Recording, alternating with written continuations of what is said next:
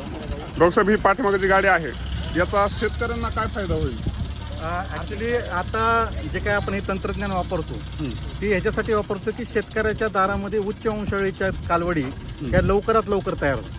म्हणजे जे एआयच्या स्ट्रॉ मध्ये सिमन असतं हां ते कशा पद्धतीनं घेतलं जातं याच्याबद्दलचं आहे का हे? हा त्याच्याबद्दलच आहे.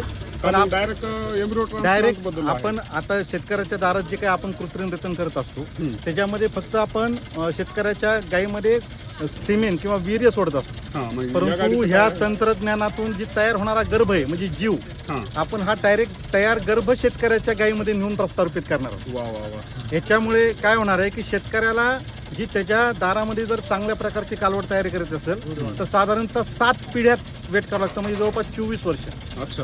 पण ह्या तंत्रज्ञानाच्या सहाय्याने त्याच्या दारामध्ये आपण उच्च वंशावळीची कालवड फक्त 3 वर्षामध्ये आणि अतिशय 100% शुद्ध जातीची कालवड तयार करू शकतो.